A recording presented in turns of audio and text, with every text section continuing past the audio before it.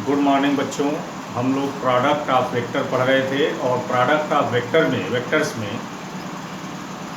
Multiplication of a vector by real number और multiplication of a vector by scalar, ये दो हम लोग पढ़ लिए थे। Multiplication of a vector by scalar में हमने आपको बताया था कि किसी भी वेक्टर क्वांटिटी को यदि स्केलर क्वांटिटी से मल्टीप्लाई करोगे तो जो क्वांटिटी आएगी वो निश्चित रूप से वेक्टर होगी और दोनों वेक्टर्स का डायरेक्शन हमेशा सेम होगा। ये रिजल्ट आपको याद भी रखना चाहिए और यहाँ तक हम लोग पढ़ लिए थे। अब अगली हेडिंग लिख लीजिए, multiplication of a vector by vector.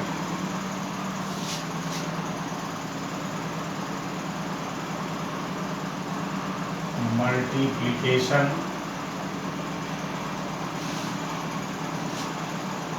Of a vector by vector, यानी इस हेडिंग में हम लोग किसी वेक्टर का मल्टीप्लिकेशन वेक्टर से करेंगे। जैसे पिछले हमने बताया था कि वेक्टर को जब स्केलर से मल्टीप्लाई करोगे तो जो क्वांटिटी मिलेगी वो गारंटी है कि वेक्टर होगी, तो वो तो वेक्टर का स्केलर्स हो गया। यहाँ पर हम लोग वेक्टर का मल्टीप्लिकेशन वेक्टर से करेंगे। तो जब एक वेक्टर को दूसरे वेक्टर से मल्टीप्लाई किया जाता है तो कौन सी क्वांटिटी हमें मिलती है, पहले जरा इसको एक एग्जाम्पल से देखा जाए। जैसे मान लीजिए फोर्स एक वेक्टर क्वांटिटी है और डिस्प्लेसमेंट भी एक वेक्टर क्वांटिटी है। यदि फोर्स में डिस्प्लेसमेंट से मल्टीप्लाई कीजिए तो आंसर आता है वर्क, और आप जानते हो कि वर्क एक प्योर स्केलर क्वांटिटी है। यानी इस एग्जाम्पल से क्लियर है कि यदि किसी वेक्टर को किसी वेक्टर से मल्टीप्लाई किया जाए तो जो क्वांटिटी मिलती है वह स्केलर होगी, या जो क्वांटिटी मिलेगी वो स्केलर होगी, ऐसा इस एग्जाम्पल से स्पष्ट है। दूसरा एग्जाम्पल यहीं पर यदि हम देखें कि फोर्स एक वेक्टर क्वांटिटी है, डिस्प्लेसमेंट एक वेक्टर क्वांटिटी है और दोनों को मल्टीप्लाई किया जाए तो टॉर्क भी होता है जो एक वेक्टर क्वांटिटी है। यानी यहाँ पर आपके सामने हमने दो एग्जाम्पल दिखाए। पहले एग्जाम्पल में हमने एक वेक्टर को वेक्टर से मल्टीप्लाई किया और देखा कि जब वेक्टर को वेक्टर से मल्टीप्लाई करोगे तो जो क्वांटिटी मिलेगी वो स्केलर होगी। दूसरा एग्जाम्पल हमको ये बता रहा है कि यदि किसी वेक्टर से वेक्टर को मल्टीप्लाई किया जाए तो जो क्वांटिटी मिलेगी वो वेक्टर होगी। इसका मतलब ये हुआ कि यदि किसी वेक्टर को वेक्टर से मल्टीप्लाई किया जाए तो मिलने वाली क्वांटिटी श्योर नहीं है कि वो स्केलर ही होगी, ये भी श्योर नहीं है कि वो वेक्टर ही होगी। यानी जब किसी वेक्टर को वेक्टर से मल्टीप्लाई करोगे तो जो क्वांटिटी आपको मिलेगी वह क्वांटिटी वेक्टर भी हो सकती है और स्केलर भी हो सकती है। क्लियर?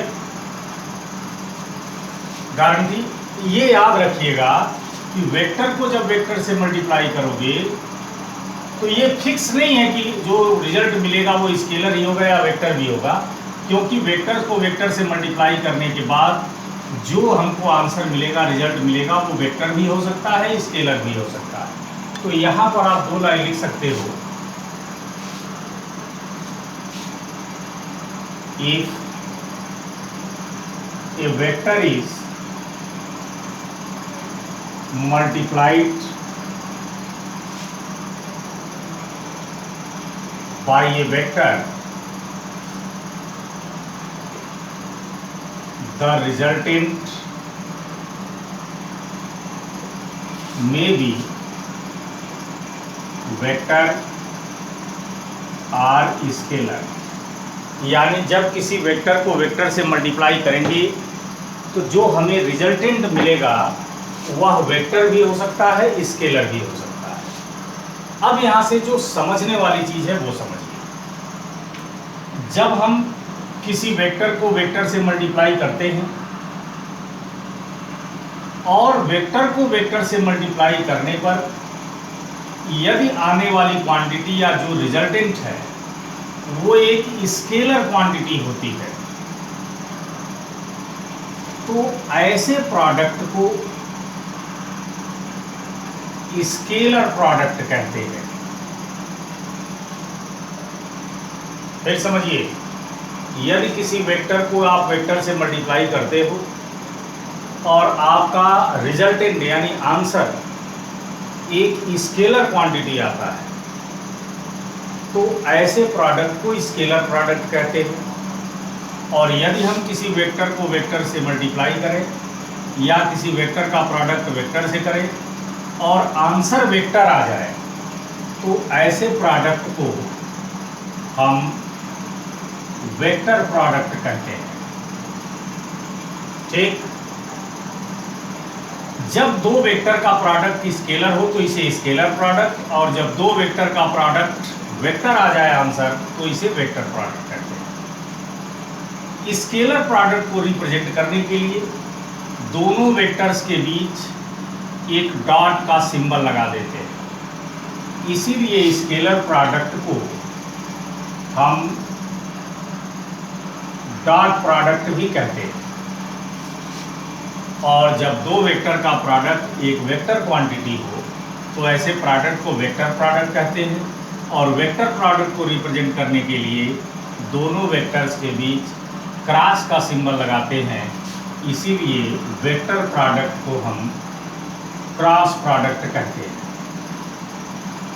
तो ये विशेष तौर पर याद रखना कि दो वेक्टर्स के बीच यदि डॉट का सिंबल लगा है तो ऐसे प्रोडक्ट को स्केलर प्रोडक्ट या डॉट प्रोडक्ट कहते हैं। और जब डॉट लगा होगा दो वेक्टर के बीच, तो ये समझ लीजिए कि उनका आंसर स्केलर आएगा। और यदि दो वेक्टर क्वांटिटी के बीच क्रॉस का सिंबल लगा हो तो इसे वेक्टर प्रोडक्ट या क्रॉस प्रोडक्ट तो कहते ही हैं। साथ ही साथ ये भी गारंटी होती है कि एक वेक्टर दो वेक्टर के बीच यदि क्रॉस का सिंबल लगा है तो निश्चित रूप से हमारा जो आंसर आएगा वो वेक्टर क्वांटिटी होगा। ठीक है, अब यहाँ पर आप इसके बाद लिख सकते हो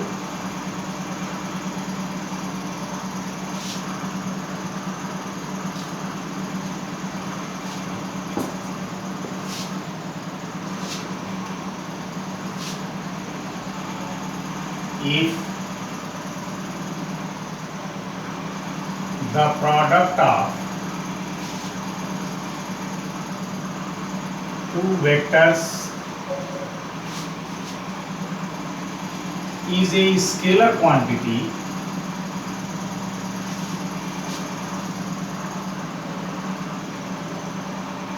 the product is called scalar product, and it is represented by a symbol dot between the vectors. The dot product is also called the scalar product is also called dot product. उसी तरह से दूसरा arrow लगा के लिख लीजिएगा इसके लिए कि if the product of two vectors is a vector quantity, the product is called vector product, and it is represented by a symbol cross between the vectors. The vector product of vectors is also called cross product. ये लिख लीजिएगा। तो यहाँ पर इतना तो समझ गए कि जब किसी वेक्टर को वेक्टर से मल्टीप्लाई करेंगे तो जो क्वांटिटी मिलेगी वो स्केलर भी हो सकती है, वेक्टर भी हो सकती है। इसमें कोई फिक्स नहीं है कि वेक्टर से वेक्टर को मल्टीप्लाई करोगे तो वेक्टर ही होगा या स्केलर ही होगा। वेक्टर का वेक्टर से जब मल्टीप्लाई करोगे तो जो आंसर आएगा वो वेक्टर भी हो सकता है, स्केलर भी हो सकता है, एक चीज। दूसरी बात, यदि दो वेक्टर का प्रोडक्ट स्केलर आंसर आता है तो इसे स्केलर प्रोडक्ट कहते हैं, और स्केलर प्रोडक्ट को हमेशा डॉट से रिप्रेजेंट करते हैं, इसीलिए scalar product co dot product भी कहते हैं। ऊपर हमने लिख भी दिया है। ठीक वैसे ही इधर देखिए, जब किसी वेक्टर को वेक्टर से मल्टीप्लाई करोगे और आंसर वेक्टर आ जाए तो ऐसे प्रोडक्ट को वेक्टर प्रोडक्ट कहते हैं, और वेक्टर प्रोडक्ट को दोनों वेक्टर के बीच क्रॉस सिंबल से रिप्रेजेंट करते हैं, इसीलिए वेक्टर प्रोडक्ट को क्रॉस प्रोडक्ट भी कहते हैं। अब इसको पढ़ेंगे कैसे? इसको पढ़ेंगे W is equal to vector F dot vector D. ये नहीं कि vector F into vector D, नहीं, या एफ डॉट डी, ऐसे भी मत पढ़ना। इसका एक ही तरीका है, vector F dot vector D, और इसको पढ़ेंगे vector F cross vector D. पढ़ने के लैंग्वेज में, प्रोनाउंसिएशन में कोई चेंज मत करना। क्या पढ़ेंगे इसको? W is equal to vector F dot vector D, और इसको torque is equal to vector F cross vector D. ठीक है, तो जहाँ दो वेक्टर के बीच डॉट लगा हो उसे डॉट प्रोडक्ट, क्रॉस लगा हो क्रॉस प्रोडक्ट, और जहाँ डॉट लगा हो समझिए आंसर स्केलर होगा, और जहाँ क्रॉस लगा हो समझिए आंसर वेक्टर होगा। तो इस तरह से आपने देखा कि वेक्टर का वेक्टर से मल्टीप्लाई दो तरह का होता है, एक डॉट प्रोडक्ट और एक क्रॉस प्रोडक्ट। यदि किसी वेक्टर को वेक्टर से मल्टीप्लाई करना है या वेक्टर में वेक्टर का प्रोडक्ट करना है तो ये दो तरह का होता है, एक डॉट प्रोडक्ट, एक क्रॉस प्रोडक्ट। इन्हीं दोनों को अलग अलग हेडिंग में पढ़ेंगे। तो हम लोग पहले डॉट प्रोडक्ट पढ़ेंगे, उसके बाद तक क्रॉस प्रोडक्ट पढ़ेंगे। लेकिन ये जो हमने लिखा है ये इसके लिए है, फिर इसके लिए ऐसे ही यहाँ कॉपी में लिख लीजिएगा, तब एग्जाम्पल ही लिखिएगा। ठीक है ना? तो पहले हम लोग डॉट प्रोडक्ट पढ़ लें, फिर आगे तक क्रॉस प्रोडक्ट पढ़ेंगे।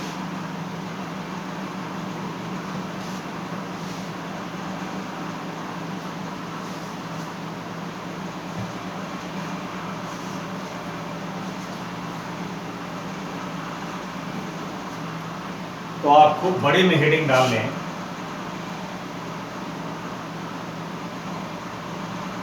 Dot product or scalar product. Dot product or scalar product. तो पहले हम लोग डॉट प्रोडक्ट पढ़ लेते हैं, तो डॉट प्रोडक्ट पूरा जब कंप्लीट हो जाएगा तब हम लोग क्रॉस प्रोडक्ट पढ़ेंगे। अब डॉट प्रोडक्ट का डेफिनेशन देखिए। पहले डेफिनेशन बता दें, फिर समझिए उसको, उसके बाद आगे की बात। The dot product of two vectors is numerically equals to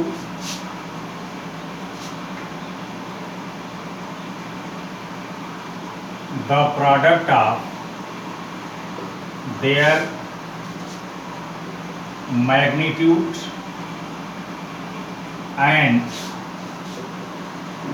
cosine of angle between them. The dot product of two vectors is numerically equals to the product of their magnitude and cosine of angle between them.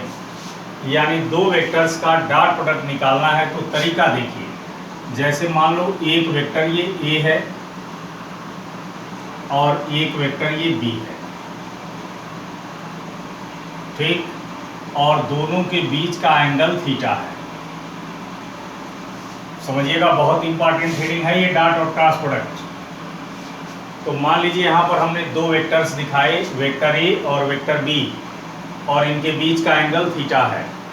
अब हमें इन्हीं दोनों vectors का dot product निकालना है। मान लीजिए हमने लिख दिया vector A dot vector B. अब इनका डॉट प्रोडक्ट निकालना है। तो किसी भी दो वेक्टर का डॉट प्रोडक्ट निकालना हो बड़ा ही आसान है। जो पहला वेक्टर है उसका मैग्नीट्यूड लिखिए। तो पहला वेक्टर ए है, इसका मैग्नीट्यूड ए हो गया। दूसरा वेक्टर बी है, इसका मैग्नीट्यूड लिखिए, फिर कास लिखिए और दोनों वेक्टर के बीच का एंगल लिख दीजिए। ये तरीका है। यानी vector A dot vector B की वैल्यू हो जाएगी ए बी कास थीटा। या आप जानते हो, जैसे मान लीजिए vector A dot vector B है, तो डॉट प्रोडक्ट का तरीका क्या होता है? पहले वेक्टर का मैग्नीट्यूड, तो वेक्टर ए के मैग्नीट्यूड को ए भी लिख सकते हो, ऐसे भी लिख सकते हो। फिर वेक्टर बी का मैग्नीट्यूड ऐसे भी लिख सकते हो या ऐसे भी लिख सकते हो, इनटू कास और दोनों के बीच का एंगल। ये भी तरीका है। इसी तरह से यदि बहुत सारे वेक्टर का डॉट प्रोडक्ट लिखना है, मान लीजिए आपको एक वेक्टर दे दिया गया आर एक यस, इनका डॉट प्रोडक्ट निकालना है, तो पहला वेक्टर क्या है? आर, दूसरा यस, तो दोनों का magnitude into cos theta, r s cos theta. उसी तरह से मान लीजिए आपको दे दिया गया वेक्टर एफ डॉट डी की वैल्यू बताइए, तो आप लिख सकते हो एफ डी कास थीटा। उसी तरह आपको दे दिया गया vector P dot vector Q, तो क्या हो जाएगा? ये पी क्यू कास थीटा। तो जितने भी डॉट प्रोडक्ट दिए जाएं उसकी वैल्यू निकालनी हो तो पहले वेक्टर का मैग्नीट्यूड, दूसरे वेक्टर का magnitude into cos theta, where theta is the angle between both vectors. तो यही हमने जो आपको डॉट प्रोडक्ट निकाला है, हमने यही डेफिनेशन लिखा है। यहाँ देख लीजिए, the dot product of two vectors is numerically equals to product of their magnitude. यानी ए और बी का डॉट प्रोडक्ट निकालना है तो दोनों ए और बी के प्रोडक्ट का magnitude and cosine of angle between them, और दोनों के बीच के एंगल का कास। ठीक है, तो ये डॉट प्रोडक्ट होता है। उसी तरह कभी भी आपको दे दिया जाए, मान लीजिए हमको कह दिया कि vector C dot vector D की वैल्यू बताओ, तुरंत लिख दीजिए C D cos theta. Vector P dot vector E की वैल्यू बताओ, तुरंत लिख दीजिए पी कास थीटा। तो कभी भी दो वेक्टर के डॉट प्रोडक्ट की वैल्यू पूछी जाए तो तुरंत इस तरह से आप फार्मूला बनाना सीख लीजिए। ठीक है ना। अब आगे इसमें कुछ छोटी छोटी बातें बताते हैं। ये डेफिनेशन लिख लीजिए, ये फिगर बना लीजिए, ये फार्मूला लिख लीजिए।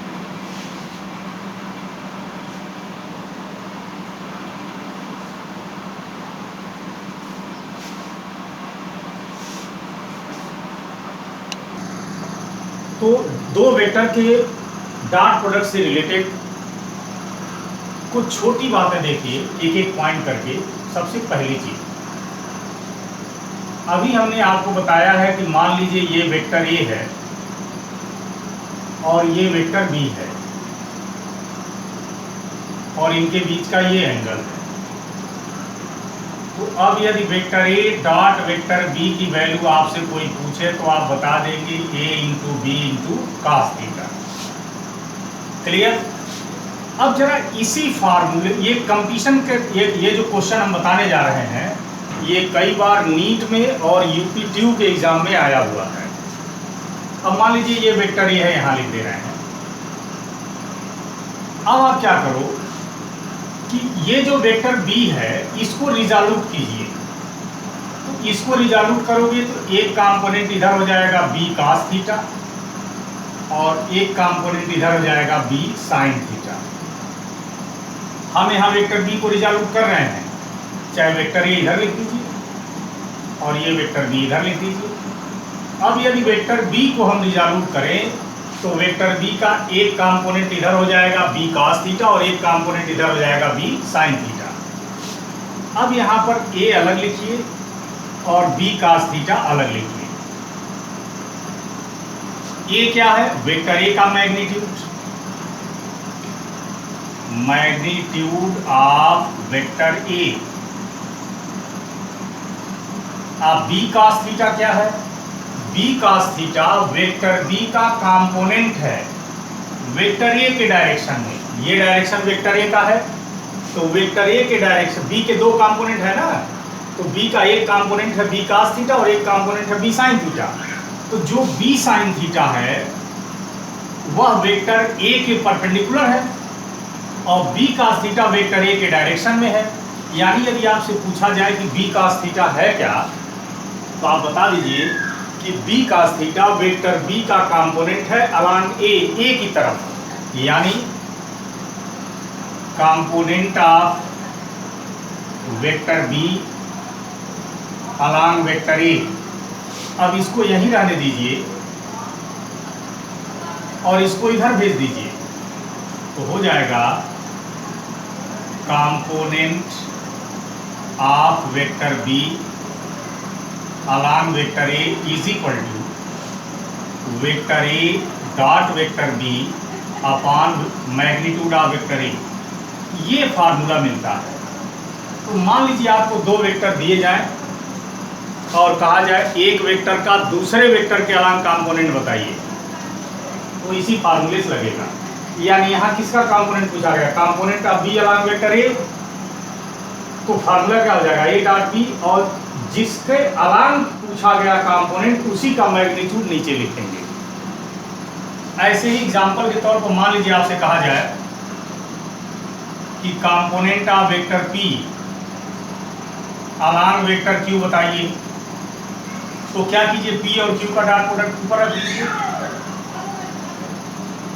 और किसके अलॉन्ग पूछा गया क्यू का मैग्नीट्यूड नीचे रख दीजिए। मान लीजिए आपसे पूछा जाए component of vector R along vector S, formula लिखना है, तो दोनों का डॉट प्रोडक्ट ऊपर रख दीजिए, आर डॉट वेक्टर एस, और जिसके अलॉन्ग पूछा गया उसका मैग्नीट्यूड नीचे रख दीजिए। तो इस तरह से कभी भी एक वेक्टर का मैग्नीट्यूड दूसरे वेक्टर के अलॉन्ग पूछा जाए आपसे, तो ऐसे ही फार्मूला बना लीजिए। इस पर हम न्यूमेरिकल बताएंगे कैसे लगेगा, क्योंकि जब डॉट और क्रॉस प्रोडक्ट खत्म कर लेंगे तो आपको कुछ सवाल की प्रैक्टिस कराएंगे। तो ये ज़्यादातर कंपटीशन में ही पूछा जाता है, ठीक है ना। तो यही डॉट प्रोडक्ट से ही आया है, इसको एक पॉइंट ये याद कर लीजिए। दूसरा point,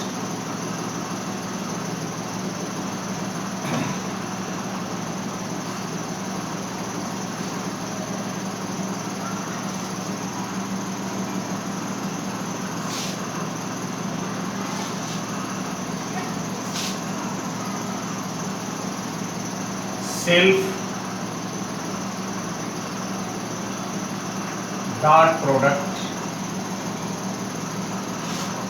of a vector, self dot product of a vector. Self dot product कहते किसे हैं, किसी वेक्टर का उसी वेक्टर के साथ यदि डॉट प्रोडक्ट किया जाए तो उसी को हम सेल्फ डॉट प्रोडक्ट कहते हैं। जैसे एक वेक्टर ए है, तो वेक्टर ए का डॉट प्रोडक्ट वेक्टर ए के ही साथ यदि किया जाए तो उसे सेल्फ डॉट प्रोडक्ट कहते हैं। वेक्टर बी का डॉट प्रोडक्ट वेक्टर बी से किया जाए तो उसी को सेल्फ डॉट प्रोडक्ट, यानी किसी वेक्टर का उसी वेक्टर के साथ यदि डॉट प्रोडक्ट करते हो तो ऐसे प्रोडक्ट को सेल्फ डॉट प्रोडक्ट कहते हैं। जैसे मान लीजिए वेक्टर ए का डॉट प्रोडक्ट वेक्टर ए के साथ, तो इसको सेल्फ डॉट प्रोडक्ट कहेंगे। वैल्यू कितनी होगी, जो डॉट प्रोडक्ट का रूल बताया हूँ, पहले वेक्टर का मैग्नीट्यूड दूसरे वेक्टर का magnitude into cos theta, theta दोनों के बीच का एंगल है। तो चूंकि ये भी वेक्टर ए है ये भी वेक्टर ए है, दोनों एक ही वेक्टर है, तो कोई वेक्टर अपने ही साथ जीरो एंगल बनाएगा, इसलिए जीरो लिख देंगे, ए इंटू ए स्क्वायर। तो किसी वेक्टर का dot product self dot product उसके मैग्नीट्यूड के स्क्वायर के इक्वल होता है। उसी तरह से मान लीजिए आपसे कभी कहा जाए कि vector B dot vector B बताइए, तो सीधा लिख दीजिए बी स्क्वायर, ये मैग्नीट्यूड है। Vector C dot vector C कहा जाए तो C square, vector R dot vector R कहा जाए तो आर स्क्वायर। क्लियर। तो सेल्फ डॉट प्रोडक्ट का मतलब किसी वेक्टर का उसी वेक्टर के साथ यदि डॉट प्रोडक्ट किया जाए तो उसे सेल्फ डॉट प्रोडक्ट कहते हैं, और किसी वेक्टर का सेल्फ डॉट प्रोडक्ट उसके मैग्नीट्यूड के स्क्वायर के इक्वल होता है। तो यहाँ चाहो तो लिख सकते हो the self dot product of a vector is equals to square of their magnitude, और ये एग्जाम्पल लिख लीजिए। ये याद रखिएगा, सारे रिजल्ट ये सब न्यूमेरिकल में काम आएंगे। तो ठीक है ना, किसी वेक्टर का उसी वेक्टर के साथ डॉट हो तो उसी के मैग्नीट्यूड का स्क्वायर हो जाता है। तीसरा, dot product of two perpendicular vectors, ये इंपॉर्टेंट है। यानी दो वेक्टर यदि परपेंडिकुलर हो तो उनका डॉट प्रोडक्ट कितना होगा। देखिए, जैसे मान लीजिए एक वेक्टर ए है, एक वेक्टर बी है, इनका डॉट प्रोडक्ट करना है, और वेक्टर ए और वेक्टर बी एक दूसरे के परपेंडिकुलर हैं, इनका डॉट प्रोडक्ट करिए। तो पहले वेक्टर का मैग्नीट्यूड दूसरे वेक्टर का मैग्नीट्यूड इंटू कास थीटा, दोनों के बीच का एंगल 90 है, 90 रख दीजिए। आप जानते हो कास 90 की वैल्यू 0 होती है, तो ये 0 हो गया।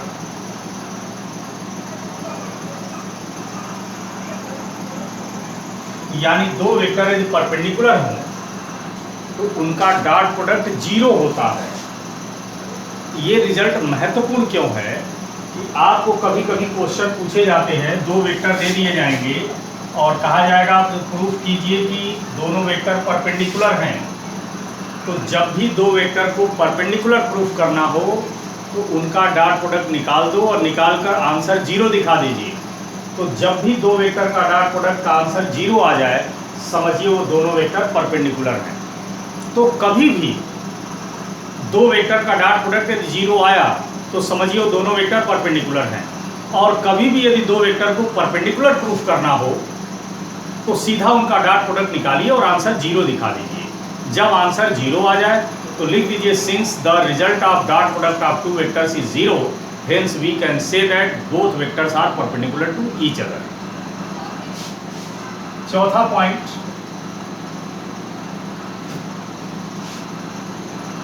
Dot product of two parallel vectors. यदि दो वेक्टर पैरेलल हों, मान लीजिए ये वेक्टर ए है और ये वेक्टर बी है, ये दोनों पैरेलल हैं। जब पैरेलल हैं तो इनके बीच का एंगल 0 हो गया। अब यदि इनका डॉट प्रोडक्ट निकालना है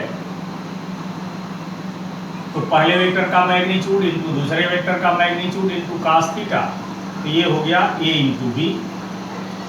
तो दो वेक्टर यदि पैरेलल हैं या सेम डायरेक्शन में हैं तो उनका डॉट प्रोडक्ट उनके मैग्नीट्यूड के प्रोडक्ट के इक्वल होता है। ठीक है। पांचवा पॉइंट,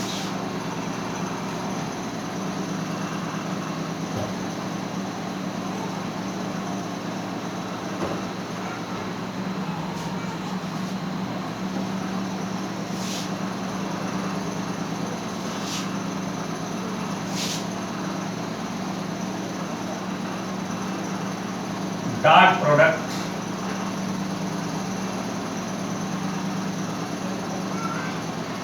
of vectors follow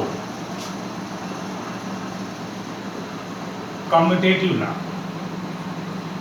दो वेक्टर का डॉट प्रोडक्ट कम्यूटेटिव लॉ को फॉलो करता है। जैसे मान लीजिए vector A dot vector B है, इसकी वैल्यू हो जाएगी ए बी कास थीटा, और यदि हम vector B dot vector A निकालें तो इसकी भी वैल्यू हो जाएगी बी ए कास थीटा।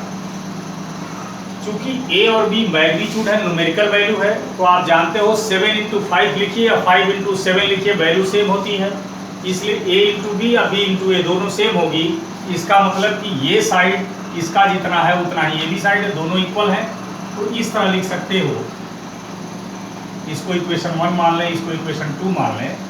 तो ए डॉट बी की जितनी वैल्यू है उतनी ही बी डॉट ए की है। यानी लिख सकते हो vector A dot vector B is equal to vector B dot vector A. तो ये भी याद रखिएगा न्यूमेरिकल में कि कहीं भी यदि vector B dot vector A लिखा हो तो उसको हम vector A dot vector B लिख सकते हैं, vector A dot vector B लिखा हो तो बी डॉट वेक्टर ए लिख सकते हैं, दोनों की वैल्यू सेम होती है। 6 dot product of vectors follow distributive law, यानी दो vector dot product of vectors follow distributive law, यानी वेक्टर्स का डॉट प्रोडक्ट डिस्ट्रीब्यूटिव लॉ को फॉलो करता है। डिस्ट्रीब्यूटिव लॉ पढ़े हो, जैसे मान लीजिए ये वेक्टर ए है और डॉट कर दिया vector B plus vector C, तो इसको आप लिख सकते हो vector A dot vector B plus vector A dot vector C. तो कहीं भी यदि इस तरह की सिचुएशन हो तो उसे आप ऐसे लिख सकते हो, या कहीं ऐसे लिखा हो तो ऐसे लिख सकते हो। ये डिस्ट्रीब्यूटिव लॉ है और आप हाई स्कूल तक लगभग हर क्लास में कम्यूटेटिव लॉ और डिस्ट्रीब्यूटिव लॉ पढ़े हो। तो यहाँ पर आप ये बात याद रखिएगा कि वेक्टर्स का डॉट प्रोडक्ट कम्यूटेटिव लॉ भी फॉलो करता है और डिस्ट्रीब्यूटिव लॉ भी फॉलो करता है। Point number 7,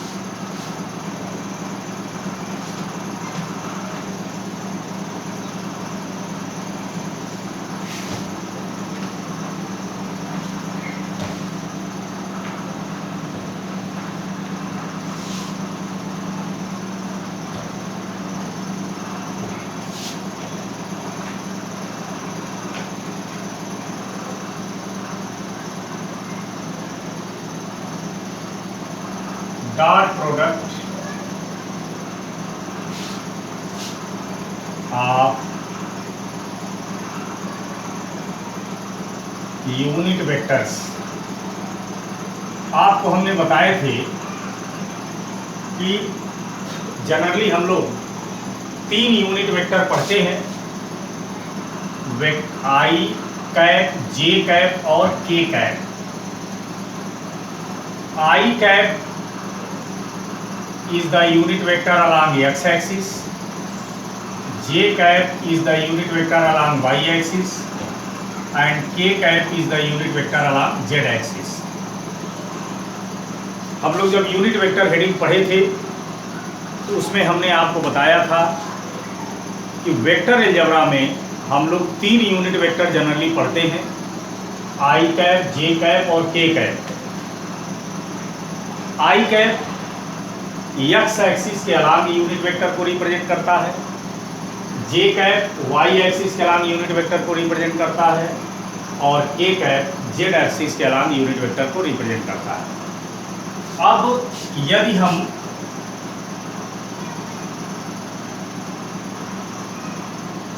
I unit vector आई का self dot product I dot I निकालें, जे डॉट जे निकालें, के डॉट के निकालें, तो अभी हमने पिछले पॉइंट में बताया है कि किसी वेक्टर का सेल्फ डॉट प्रोडक्ट उसके मैग्नीट्यूड के स्क्वायर के इक्वल होता है। जैसे अभी हमने बताया है आपको कि वेक्टर ए का डॉट प्रोडक्ट यदि वेक्टर ए के साथ करते हो तो यह ए स्क्वायर होगा, यानी किसी वेक्टर का सेल्फ डॉट प्रोडक्ट उसके मैग्नीट्यूड के स्क्वायर के इक्वल होता है। तो यहाँ पर आई का डॉट प्रोडक्ट आई के साथ निकाल रहे हैं तो सेल्फ डॉट प्रोडक्ट हुआ, तो सेल्फ डॉट प्रोडक्ट की वैल्यू उसके मैग्नीट्यूड के स्क्वायर के इक्वल होगी। तो चूंकि ये तीनों यूनिट वेक्टर हैं तो इनका मैग्नीट्यूड तो 1 है, इनका मैग्नीट्यूड 1 है, तो इसका सेल्फ डॉट प्रोडक्ट मैग्नीट्यूड के स्क्वायर के इक्वल होगा, यानी 1 के स्क्वायर के इक्वल होगा। तो 1 का स्क्वायर 1, यहाँ भी 1, यहाँ भी 1। तो पहली ये बात याद रखिएगा, कहीं भी आई डॉट आई लिखा हो तो 1, जे डॉट जे लिखा हो तो उसकी वैल्यू 1, के डॉट के लिखा हो तो 1। अब आई का जे के साथ डॉट प्रोडक्ट निकालिए, जे का के के साथ डॉट प्रोडक्ट निकालिए, के का आई के साथ डॉट प्रोडक्ट निकालिए। तो चूंकि आई और जे परपेंडिकुलर है, जे और के परपेंडिकुलर है, के और आई परपेंडिकुलर है, तो आप जानते हो दो वेक्टर यदि परपेंडिकुलर हो तो उनका डॉट प्रोडक्ट 0 होता है। तो I dot J 0, J dot के 0, ये भी 0। ये रिजल्ट याद रखिएगा, इन्हीं रिजल्ट पे न्यूमेरिकल लगेंगे, ठीक है। अब यहाँ पर हम कुछ एग्जांपल्स बताते हैं। जैसे मान लीजिए कहा जाए कि vector A is equal to 2i plus 3j plus K, vector B is equal to i minus 2j plus 3k, ठीक। और आपसे कहा जाए find vector A dot vector B, यानी दो वेक्टर आपको आई जे और के टर्म में दिए हुए हों और उनका डॉट प्रोडक्ट निकालना है, तो कैसे निकालोगे? एक क्वेश्चन आपको बता दे रहे हैं, तरीका समझ लीजिए। तो पहले आप लिख देंगे vector A dot vector B. पहले वेक्टर ए लिखे हो तो वेक्टर ए की वैल्यू ब्रैकेट में लिखिए 2i plus 3j plus k, फिर डॉट है तो डॉट लगाएंगे, फिर b है तो b की वैल्यू है i minus 2j plus 3k। अब जैसे सिंपल मैथमेटिक्स सिंपल मल्टीप्लिकेशन करते उसी तरह से कीजिए।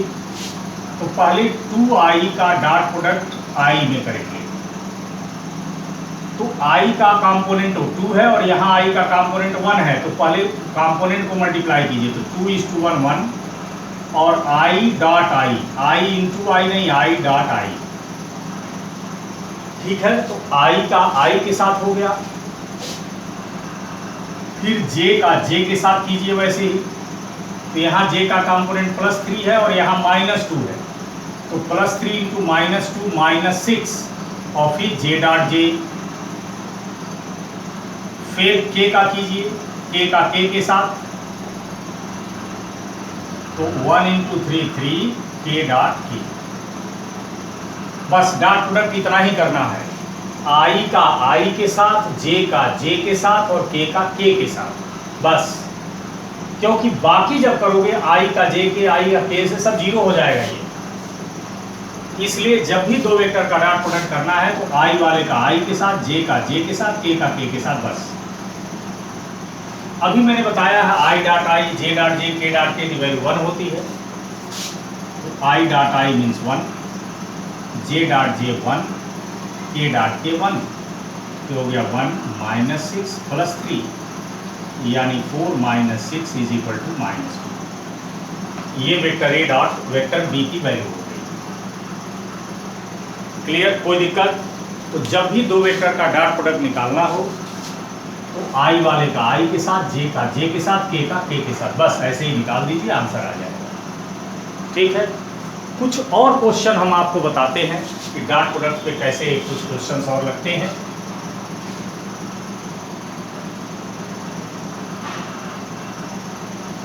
ये रहा मान लीजिए आपका एग्जाम्पल नंबर 1।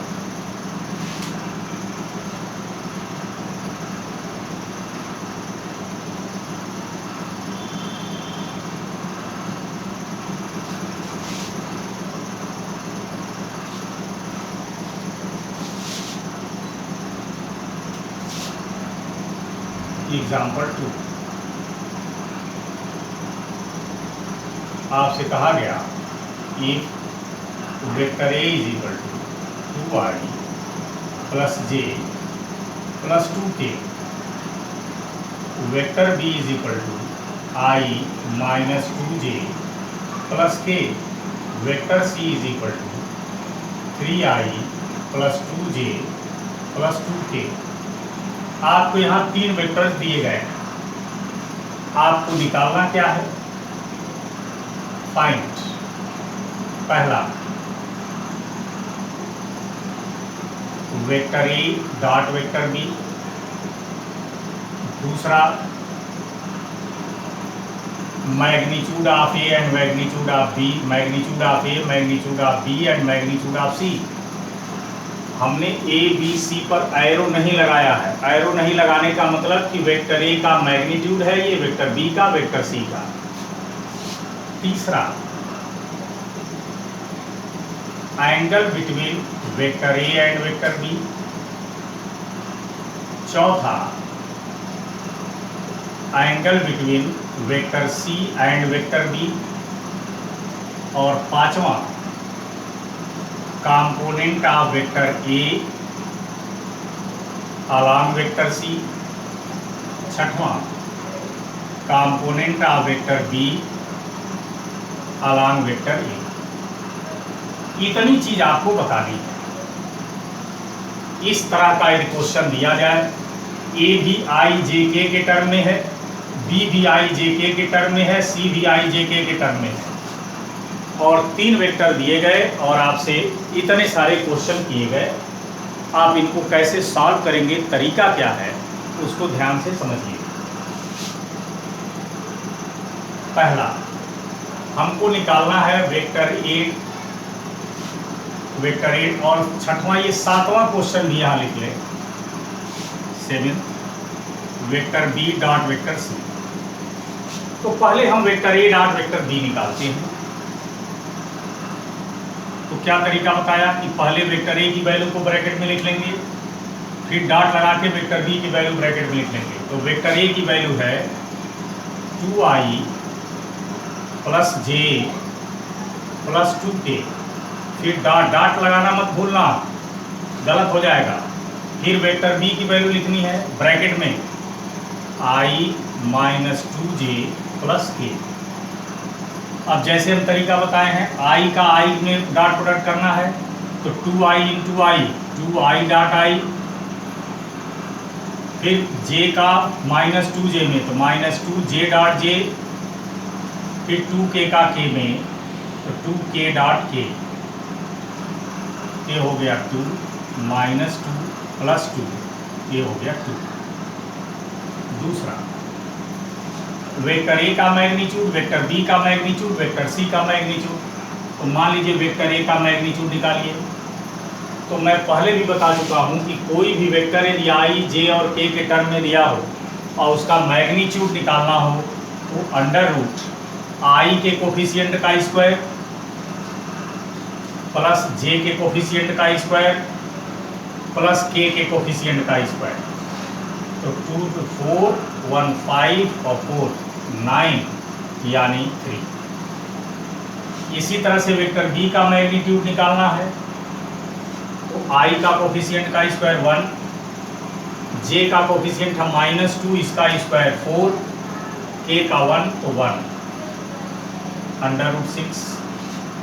उसी तरह से सी का मैग्नीट्यूड, आई का कोफिशिएंट 3, 3 का स्क्वायर 9, 2 का स्क्वायर 4 और 2 का स्क्वायर 4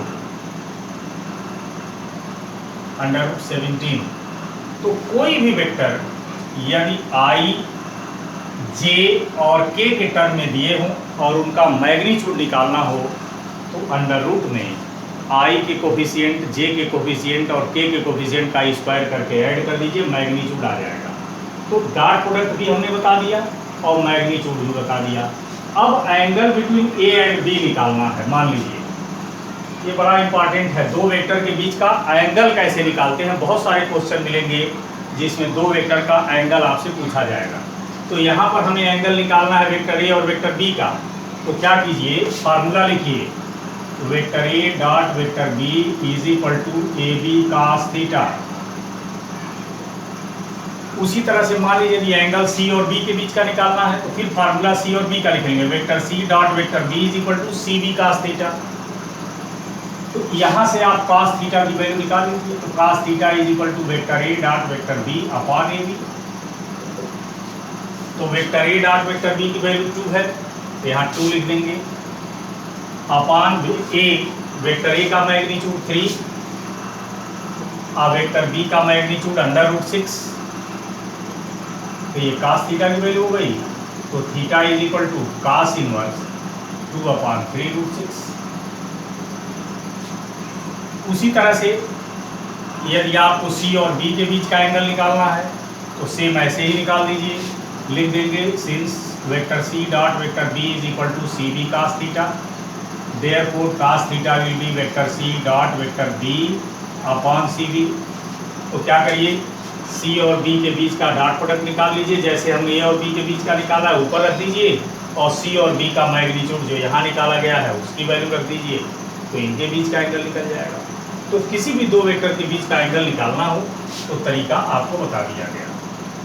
अब component of vector A along vector C निकालना है।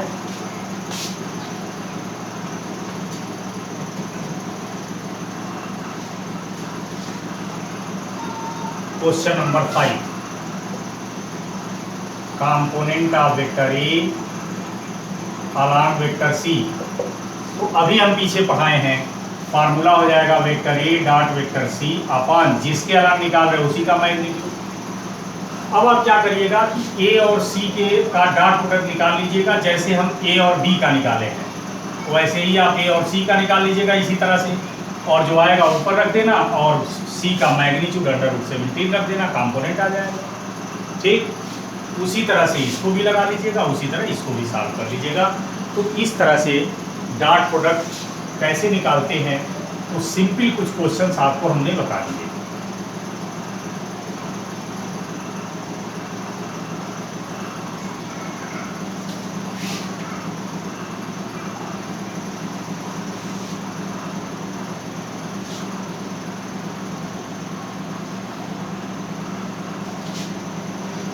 अब देखिए दूसरा,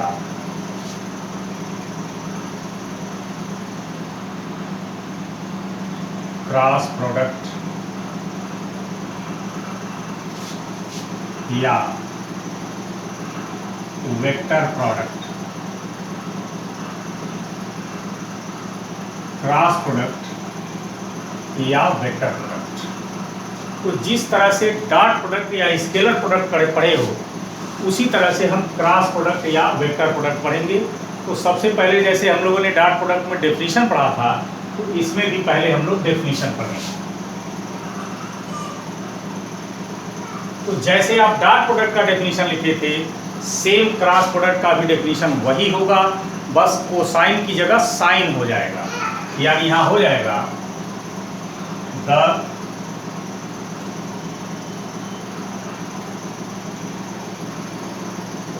cross product of two vectors. एकदम जो डॉट प्रोडक्ट का डेफिनेशन है वही लिख रहे हैं, क्रॉस की जगह साइन लिख देना। The cross product two vectors is numerically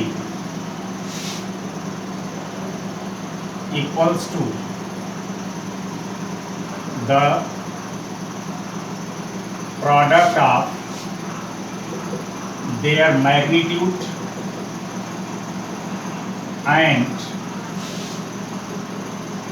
sine of angle between them। ठीक है। अब जैसे मान लीजिए आपका एक वेक्टर ये A है और एक वेक्टर ये B है, इनके बीच का एंगल थीटा है। अब आपको वेक्टर ए और वेक्टर बी का क्रॉस प्रोडक्ट निकालना है। तो vector A cross vector B निकालेंगे कैसे, जो डेफिनेशन है उसी के अकॉर्डिंग, और एकदम डॉट प्रोडक्ट की तरह। तो वेक्टर ए का और वेक्टर बी का क्रॉस प्रोडक्ट निकालना है, तो वेक्टर ए का मैग्नीट्यूड ए, वेक्टर बी का मैग्नीट्यूड बी इंटू कास की जगह साइन हो जाएगा। ठीक, लेकिन यहाँ पर थोड़ा अंतर ये है कि हमने अभी बताया है कि दो वेक्टर का यदि आप डॉट प्रोडक्ट करते हो तो जो रिजल्ट आएगा वो स्केलर होगा, लेकिन यदि दो वेक्टर का क्रॉस प्रोडक्ट करते हो तो जो रिजल्ट आएगा वो वेक्टर होगा। तो यहाँ पर हम दो वेक्टर ए और बी का क्रॉस प्रोडक्ट किए हैं, इसका मतलब हमारा जो आंसर आना चाहिए वो वेक्टर आना चाहिए, लेकिन यहाँ कोई भी क्वांटिटी वेक्टर नहीं है। ये भी मैग्नीट्यूड है, ये भी मैग्नीट्यूड, मैग्नीट्यूड में न्यूमेरिकल वैल्यूज हैं ये, और ये साइन कास तो न्यूमेरिकल वैल्यू होता ही है। इसलिए इसको वेक्टर बनाने के लिए एक यूनिट वेक्टर n से मल्टीप्लाई कर देंगे। यदि ऐसा नहीं करेंगे आप तो गलत हो जाएगा, क्योंकि बड़ी माइनर डिफरेंस है कि यदि दो वेक्टर का डॉट प्रोडक्ट करोगे तो आंसर तो स्केलर आना है, इसलिए उसमें कोई दिक्कत नहीं है। लेकिन जब दो वेक्टर का आप क्रॉस प्रोडक्ट करोगे तो आंसर वेक्टर आना है। तो यहाँ पर क्रॉस प्रोडक्ट किए हैं तो ये आंसर वेक्टर आना चाहिए, जबकि देखिए ए बी दोनों मैग्नीट्यूड यानी न्यूमेरिकल वैल्यू है, साइन थीटा भी रेशियो है, कोई वेक्टर नहीं था, इसलिए वेक्टर बनाने के लिए यूनिट वेक्टर यहाँ लिख दिया गया। हाँ, यदि वेक्टर ए क्रॉस बी का मैग्नीट्यूड पूछा जाए, the magnitude of vector A cross vector B, यदि vector A cross vector B का मैग्नीट्यूड पूछा जाए तो आप ऐसे लिख दीजिए, तब आप केवल ए बी साइन थीटा लिख सकते हैं, तब यूनिट वेक्टर लिखने की कोई जरूरत नहीं है। क्लियर? तो जब भी किसी दो वेक्टर का क्रॉस प्रोडक्ट लिखना हो तो फार्मूला जो डेफिनेशन बताए हैं उसके अकॉर्डिंग तो लिखना है, यूनिट वेक्टर लगाना है। लेकिन दो वेक्टर के क्रॉस प्रोडक्ट का मैग्नीट्यूड पूछा जाए तब ये यूनिट वेक्टर लगाने की कोई ज़रूरत नहीं है। अब जैसे एग्जांपल के तौर पर आपसे कहा गया कि vector R cross vector S की वैल्यू बताइए, तो सीधा लिख दीजिए R S sine theta unit vector N. लेकिन यदि आर और एस का मैग्नीट्यूड पूछा जाए vector R cross vector S का, तो सिर्फ आर एस साइन थीटा लिख दीजिए। ठीक, ऐसे ही मान लीजिए कोई दो वेक्टर हैं सी और डी का क्रॉस प्रोडक्ट लिखना है, तो ये हो जाएगा C D sine theta unit vector N.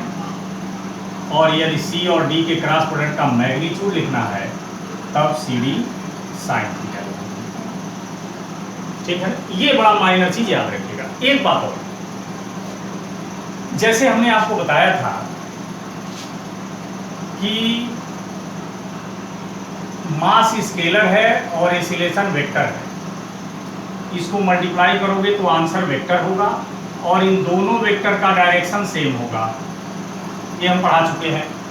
तो उसी तरह से ये पूरा है स्केलर और ये वेक्टर है, तो स्केलर में जब वेक्टर से मल्टीप्लाई करोगे तो वेक्टर आएगा और इन दोनों वेक्टर का डायरेक्शन सेम होगा।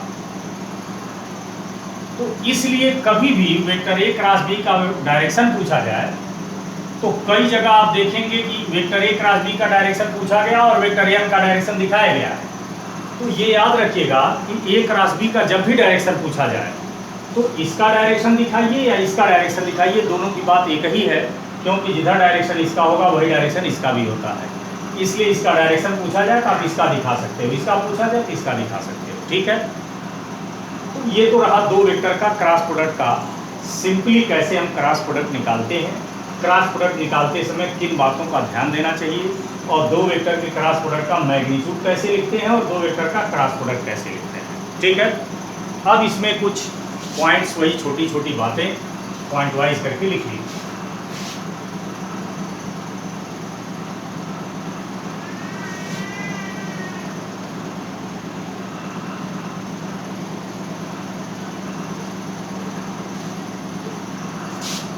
सबसे पहली चीज,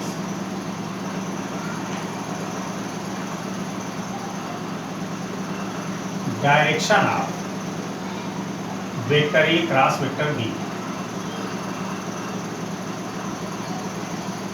कोई भी दो वेक्टर दिया हो उसके क्रॉस प्रोडक्ट का डायरेक्शन पूछा जाए। डॉट प्रोडक्ट का डायरेक्शन हमने नहीं निकाला था, कारण क्या है कि दो वेक्टर का जब डॉट प्रोडक्ट करोगे तो आंसर स्केलर आएगा और स्केलर का कोई डायरेक्शन होता नहीं है। इसलिए दो वेक्टर के डॉट प्रोडक्ट का कोई डायरेक्शन कभी नहीं पूछा गया है, ना हमने बताया है। दो वेक्टर का जब क्रॉस प्रोडक्ट करते हो तो दो वेक्टर का जब क्रॉस प्रोडक्ट करोगे तो आंसर वेक्टर आएगा और हर वेक्टर में मैग्नीट्यूड और डायरेक्शन दोनों होता है। इसलिए दो वेक्टर का जब भी क्रॉस प्रोडक्ट की चर्चा होगी तो उनका डायरेक्शन भी पूछा जाएगा। तो डायरेक्शन दो वेक्टर के क्रॉस प्रोडक्ट का कैसे निकालते हैं उसी की चर्चा इसमें हम लोग करेंगे। ठीक, और बड़े ध्यान से समझना डायरेक्शन कैसे निकालते हैं। ये इम्पॉर्टेंट इसलिए भी है कि बहुत सारे कंपटीशन में हम लोगों ने देखा है कि आपसे एंगुलर मोमेंटम पूछ दिया गया, टार्क पूछ दिया जाएगा और चार ऑप्शन दिए रहेंगे, दो सेम रहेगा, केवल उनमें डायरेक्शन का फर्क रहेगा। ठीक है, इसलिए यदि आप डायरेक्शन नहीं जानते हैं तो न्यूमेरिकल वैल्यू दो दो ऑप्शन की सेम होगी, केवल डायरेक्शन का फर्क होगा, इसलिए डायरेक्शन के हिसाब से ही वो क्वेश्चन लगाए जा सकते हैं। तो दो वेक्टर के क्रॉस प्रोडक्ट का डायरेक्शन किधर होता है, कैसे निकालते हैं, किस रूल से निकालते हैं, वो रूल क्या है, ये हम अगले पार्ट में बताएंगे आपको। Thank you very much.